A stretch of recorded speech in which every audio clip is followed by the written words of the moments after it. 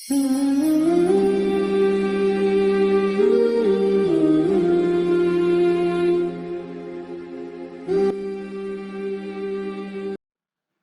আলাইকুম। সবাই কেমন আছেন? সবাইকে স্বপ্নপূরণ আইটি সেন্টারের পক্ষ থেকে জানাচ্ছি লাল গোলাপের শুভেচ্ছা। তো এক নজরে আমাদের সম্পর্কে একটু বলে নেই।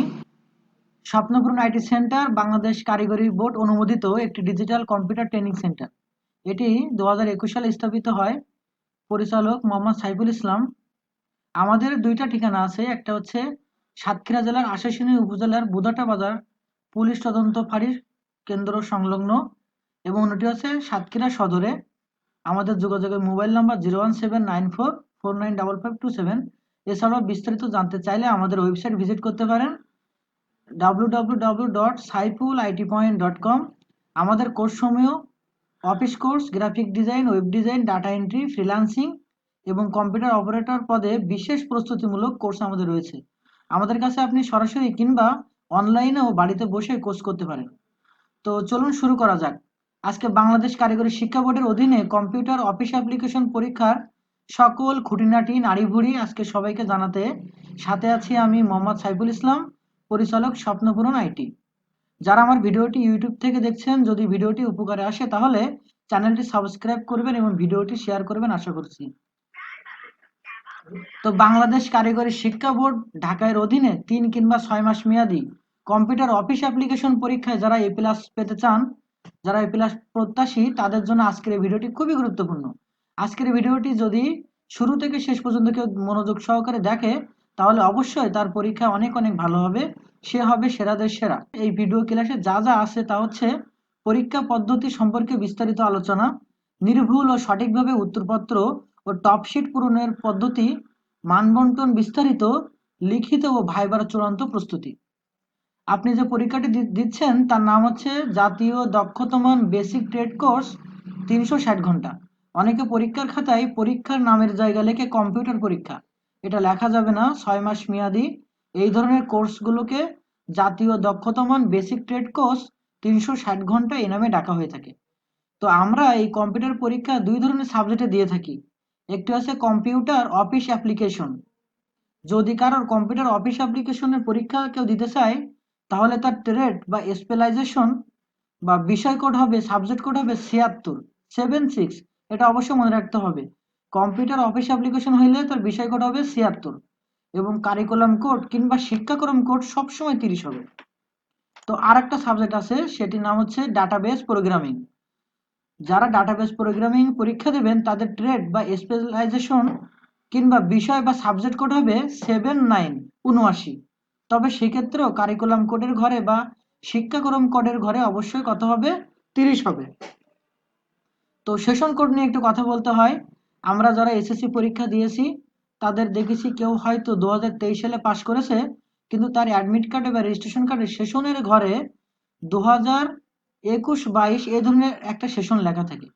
যদি কেউ 25 সালে এসএসসি পাস করবে যারা আর কি, তো তাদের কিন্তু 2023-24 এরকম সেশন কোড থাকবে। কিন্তু কম্পিউটার পরীক্ষায় সেশন কোডটা একটু ভিন্ন। মনে রাখতে হবে এই পরীক্ষাটি বছরে মাত্র দুইবার হয়, জানুয়ারি থেকে জুন। এই একটা সেশন কোডে বা এই সেশনে একটা পরীক্ষা হয় যার কোড সারাটা জীবন 0021, মানে 0021 এটা থাকবে।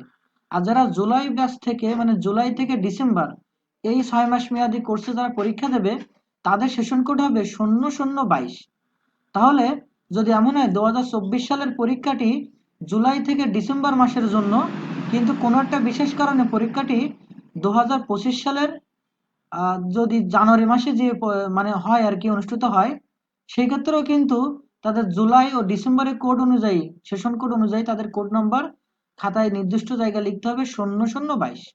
তাই সেটা 2023 সালেও যদি যায় একই বিষয়, জুলাই থেকে ডিসেম্বর মাস হইলেই সেশনের যে একটা কোড থাকে, নাম্বার লেখার একটা অপশন থাকে, সেইখানে আমরা 0022 লিখবো। আর জানুয়ারি মাস থেকে জুন মাস পর্যন্ত এই ব্যাচে যারা পরীক্ষা দেবে তারা যে সালেই পরীক্ষা দিক না কেন সেশন কোডের ঘরে 0021 লিখবে। আশা করি বিষয়টি বুঝতে পেরেছি। পরীক্ষা পদ্ধতি ও ধাপসমূহ কেমন একটু জানি। প্রধানত এই পরীক্ষাটি দুই ধাপে অনুষ্ঠিত হবে। একটি হচ্ছে লিখিত বা রিটেন পরীক্ষা, অন্যটি হচ্ছে ব্যবহারিক বা প্র্যাকটিক্যাল পরীক্ষা। তো তো সাধারণত বেশিরভাগ জায়গায় দেখা যায় প্রথম দিন লিখিত পরীক্ষাটা হয় এবং তার পরের দিন ব্যবহারিক এবং প্র্যাকটিক্যাল পরীক্ষাটি হয়। তো লিখিত পরীক্ষার পূর্ণমান থাকে 60 নম্বর আর কি, উত্তীর্ণমান থাকে 36। এই উত্তীর্ণমান বলতে আমি বুঝাইছি A+ পাওয়ার জন্য আপনাকে 36 মার্ক তুলতে হবে, কিন্তু সময় হবে 60 মিনিট মানে 1 ঘন্টা। এখন একটু ভাবুন, পূর্ণমান যেহেতু 60, তার মানে 60টা প্রশ্ন 1 ঘন্টা মানে 60 মিনিটে করতে হবে।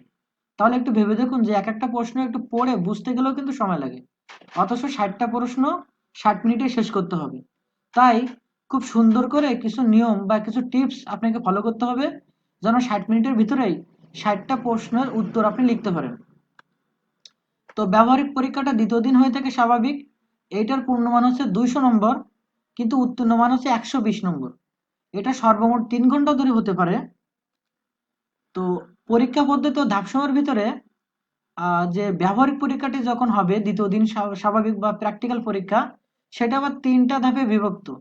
এটা অবশ্য এক একটা প্রতিষ্ঠান তাদের নিজের মতো করে নিতে পারে। তো বিষয়গুলো হচ্ছে ব্যবহারিক জব বা এক্সপেরিমেন্ট, যেটা 160 নম্বর থাকে।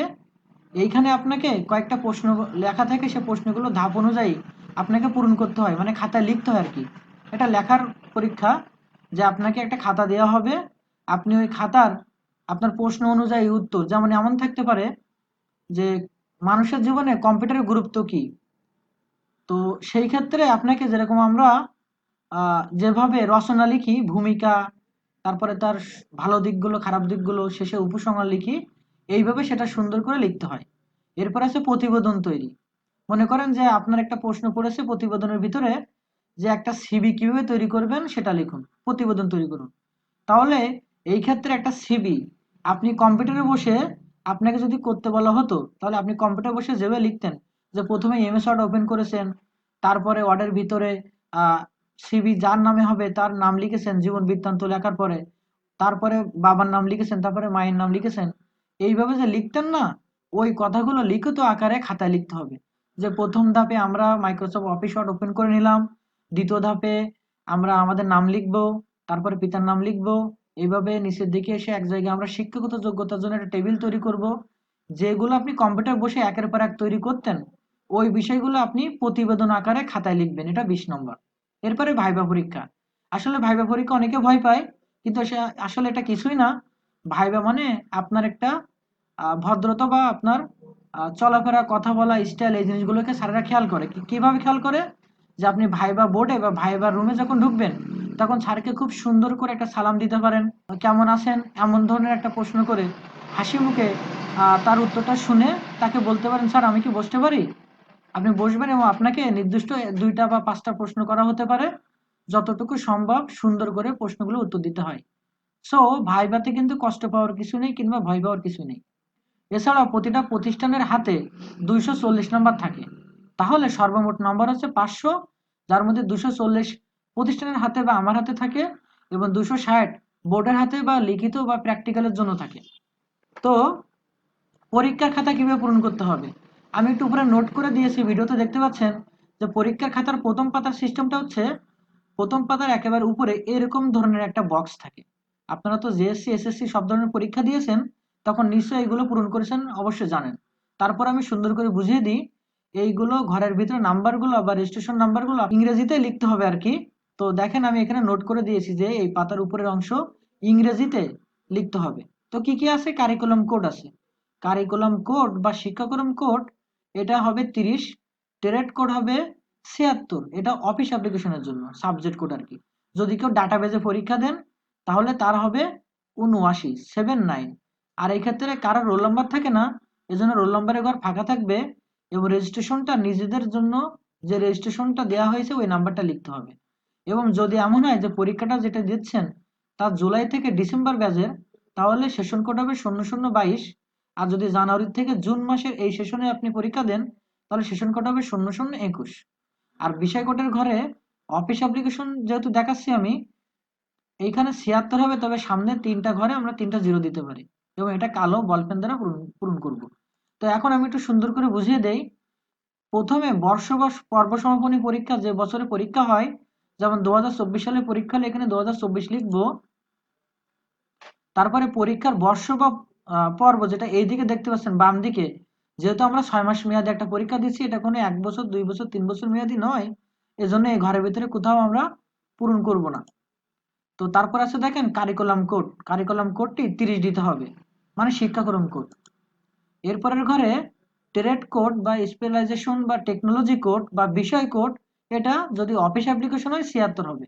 আর যদি ডাটাবেজে পরীক্ষা দেন, ডাটাবেস প্রোগ্রামিংয়ে, তাহলে 79 হবে, 79। আচ্ছা, এরপরে দেখেন রোল নাম্বারটা ফাঁকা থাকবে, রোল নাম্বারে কিছু লেখা যাবে না। তারপরে রেজিস্ট্রেশন নাম্বারের যে ঘরটা রয়েছে, রেজিস্ট্রেশন লেখার ওইখানে অবশ্যই নিজেদের নাম্বারগুলো লিখতে হবে, খুব সাবধানে লিখতে হবে, এখানে কাটাকাটি করা যাবে না। এবং পরীক্ষাটা সেশন লিখতে হবে। ওই যে বলেছি জুলাই ডিসেম্বর হইলে 0022, আর জানুয়ারি থেকে জুন মাসের এই সেশনে হলে 0021। তো আশা করি সুন্দর করে বুঝতে পেরেছেন কিভাবে খাতার উপরের এই জায়গাটা পূরণ করবেন। তো এখানে দেখেন বিষয় কোড আছে আরেকটা, 3টা শূন্য হবে, মানে প্রথম দিক থেকে আর কি, আর ডান দিকে 76 লিখতে হবে অফিস অ্যাপ্লিকেশন হয়ে। তো এটা পূরণ করলে অনেকটা এরকম হতে পারে, যেমন দেখেন পরীক্ষার পর্ব বা বর্ষের মধ্যে কোথাও দাগ দেওয়া হয়নি এবং কারিকুলাম কোড 30 পূরণ করা হয়েছে, এবং যদি সেটা অফিস অ্যাপ্লিকেশন হয়ে থাকে তাহলে 76 দিয়ে সেটা পূরণ করা হয়েছে। রোল নাম্বার ঘরে কিচ্ছু নেই, রেজিস্ট্রেশনটা যা যা হবে সেটা পূরণ করতে হবে। আর জুলাই ডিসেম্বরের পরীক্ষা হলে 0022 লিখতে হবে, আর সাবজেক্ট কোড এইভাবে লিখতে হবে 76 অথবা 79। আচ্ছা, তো এটা পূরণ করার পরে আমরা দ্বিতীয় পেজে চলে যাবো। এখান থেকে মূলত আমাদের উত্তর লেখা শুরু করতে হয়। তো এখানে বাংলায় লেখা যায়, তবে মনে রাখতে হবে যে আমাদের এটার সাথে অতিরিক্ত কোনো পেজ বা এডিশনাল পেজ বা কোনো উত্তরপত্র দেওয়া হবে না। এখানে পরীক্ষার নাম অনেকে কম্পিউটার লিখে ফেলি, কম্পিউটার, এটা না লিখে আমরা লিখবো জাতীয় দক্ষতা মান বেসিক শিক্ষাক্রম 360 ঘন্টা। এবং সাথে এইটুকু কথা লিখতে পারি পাশে, যেমন জুলাই ডিসেম্বর 2018, জুলাই ডিসেম্বর 2024 এরকম। আর পরীক্ষাটা যে সনে হবে 2024 সালে হলে পরীক্ষা সন 2024। বিষয় হবে কম্পিউটার অফিস অ্যাপ্লিকেশন অথবা ডাটাবেস প্রোগ্রামিং। আর বিষয় কোড হবে 76, ডাটাবেস প্রোগ্রাম যারা পরীক্ষা দিচ্ছে তারা লিখবে 79, মানে 79। আর শিক্ষাক্রম কোডে সবসময় 30 থাকবে। আর যে তারিখে পরীক্ষা হবে সেটা লিখবে, লেখার পরে এইখান থেকে লেখা আছে ড্যাশ ড্যাশ ড্যাশ নম্বর প্রশ্নের উত্তর, মানে এখান থেকে আপনাদের দাগ কেটে প্রশ্নের উত্তর লেখা শুরু করতে হবে। তো আমরা আশা করতেছি সুন্দরভাবে এটা বুঝতে পেরেছি কিভাবে কাজগুলো করব। এখন কথা হচ্ছে অফিস অ্যাপ্লিকেশন পরীক্ষায় কেমন প্রশ্ন আসে, কিংবা কম্পিউটারে এই ধরনের পরীক্ষাগুলো 6 মাস মেয়াদী পরীক্ষায় কেমন ধরনের প্রশ্ন আসে, সেইগুলো নিয়ে একটু কথা বলে দিই। মোটামুটি দেখা গেছে 7টা ক্যাটাগরি করে সাজিয়ে একটা প্রশ্ন সাজানো হয়ে থাকে। যেমন প্রথম দিকের কয়েকটা প্রশ্ন থাকে 1 থেকে 13 দাগ পর্যন্ত থাকতে পারে, সেগুলো থেকে সংক্ষিপ্ত প্রশ্ন। যেমন কম্পিউটার কি, তা কম্পিউটার একটা ইলেকট্রনিক্স ডিভাইস বা যন্ত্র, এরকম উত্তর থাকবে, লিখতে হবে। দ্বিতীয় ধাপে শূন্যস্থান পূরণ থেকে 10টা, তারপরে সত্য মিথ্যা থেকে 10টা, শুধু দন্তস্ব মানে স বা মি এরকম লিখতে হয়। 4 নম্বর পজিশনে সঠিক উত্তরে টিক চিহ্ন বা সঠিক উত্তরটি কোনটা সেটা খাতায় লিখতে হয়। 5 নম্বর পজিশনে এরকম থাকতে পারে যে অ্যান্সার কোশ্চেন ইন ইংলিশ, যেগুলো ইংরেজিতে লেখা থাকে এবং তার উত্তর ইংরেজিতে লিখতে হয়। এরপরে 6 নম্বর পজিশনে বাংলায় দেওয়া থাকে, সেটাকে ইংরেজি করতে হয়। যেমন তোমার নাম কি, তাহলে অনেকে এখানে একটু ভুল করি, বাংলা আছে তার ইংরেজি করতে হবে তোমার নাম কি, অথচ দেখি পরে আমরা উত্তর লিখেছি আমার নাম ড্যাশ, মানে আমার নাম এই। এটা লেখা যাবে না, লিখতে হবে হোয়াটস ইওর নেম, কারণ এটা বাংলা থেকে কি করেছে ইংরেজি করতে বলেছে। শেষের দিকে থেকে 7 নম্বরে ইংরেজিতে দুই একটা শূন্যস্থান পূরণ থাকে, এখানে মূলত আর্টিকেল বা ফ্রেজ দিয়ে এখানে কিছু দেয়া থাকে এবং তার পাশে ব্র্যাকেটে উত্তরগুলো দেয়া থাকে 3টা বা 5টা, স্বাভাবিক 3টাই থাকে, যে কোনো একটা উত্তর হবে। তো এখন আমরা আরো কিছু বিষয় একটু দেখে রাখতে পারি, যেমন প্রথমে বলেছিলাম পরীক্ষাটা 60 মিনিটের জন্য, কিন্তু প্রশ্ন মোট 60টা। তাহলে একটু ভাবুন, 60টা প্রশ্ন একটু পড়তে গেলেও তো সময় লাগে, তাহলে কখন লিখবেন কখন পড়বেন, একটা সমস্যা।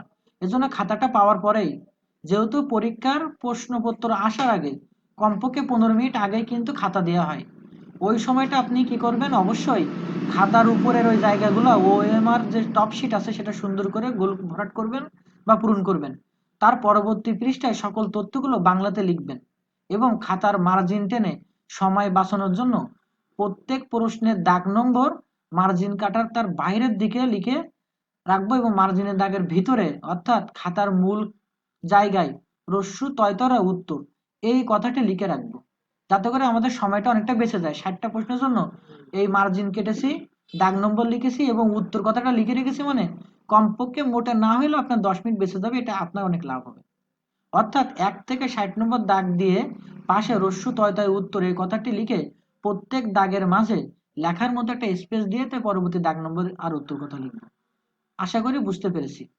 এতে করে কি হবে, যখন প্রশ্নপত্রটি আমরা হাতে পাবো তখন যে প্রশ্নগুলো আমাদের জানা আছে দ্রুত সেইখানে দাগ নম্বরে যাব এবং উত্তরটা সহজে লিখে দেব। আচ্ছা, তো প্রশ্নটা কেমন পড়ে সে বিষয়ে একটু কথা বলি। এখানে একটা প্রশ্নের নমুনাপত্র দেওয়া হয়েছে, যেটি 2019 সালে হয়েছিল। এটি হচ্ছে কম্পিউটার অফিস অ্যাপ্লিকেশনের বিষয় কোড, যেহেতু 76 আছে, পূর্ণমান 60, সময় 1 ঘন্টা মানে 60 মিনিট।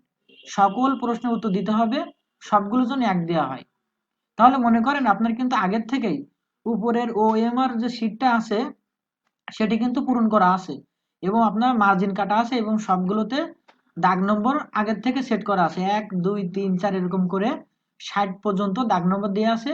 প্রয়োজনে একেবারে লাস্টের পেজটা ফাঁকা রাখবেন, যে ভিতরে যদি অনেকটা কাটাকাটি কোনো কারণে হয়ে যায়, যদি এটা কখনোই ভালো না, তাহলে শেষের পেজটা আপনি লিখতে পারবেন, কারণ এক্সট্রা কোনো আপনার কাগজ দেওয়া বা খাতা দেওয়া হবে না।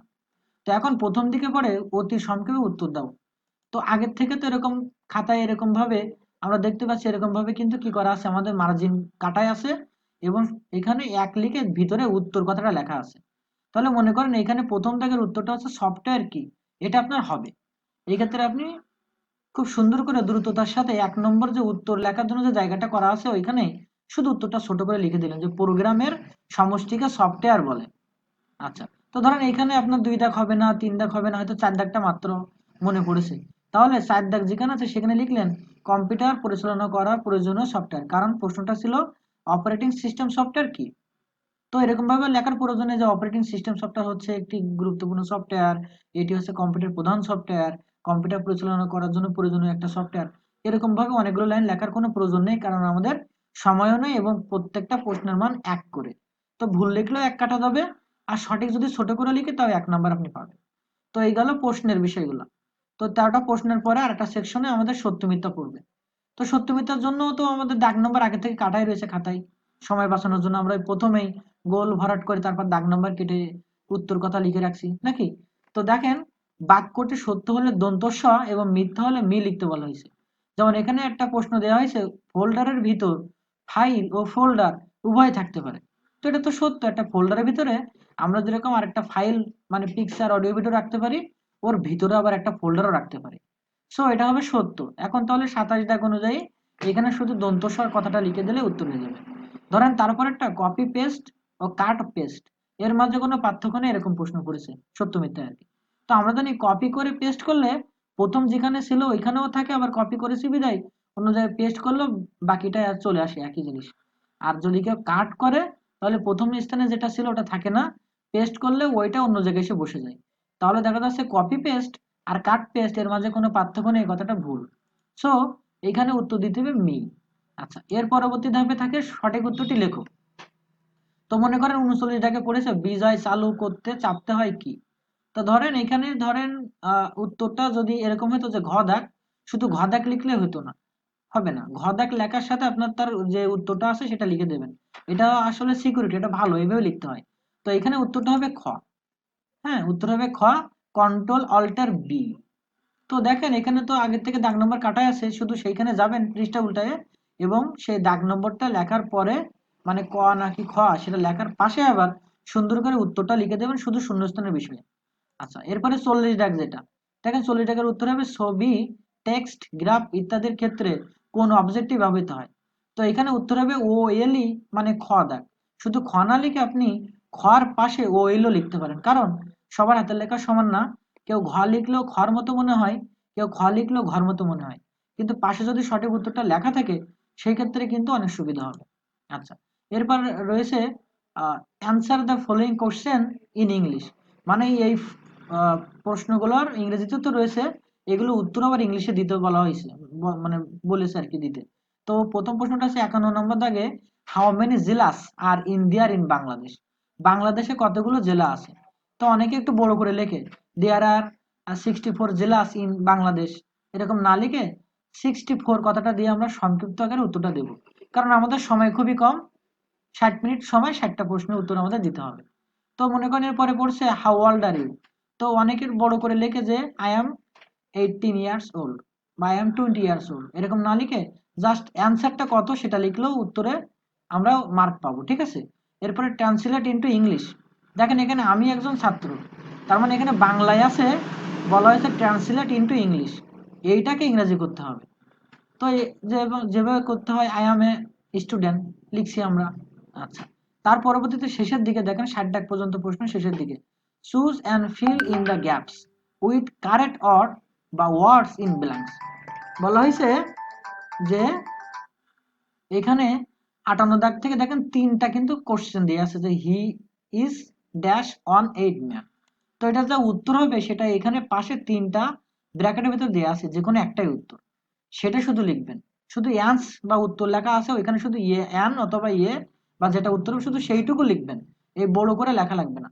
তবে যেগুলো শূন্যস্থান সেগুলো তলায় একটা দাগ দিয়ে দেবেন শূন্যস্থানের মতো, এটা অবশ্যই প্রয়োজন।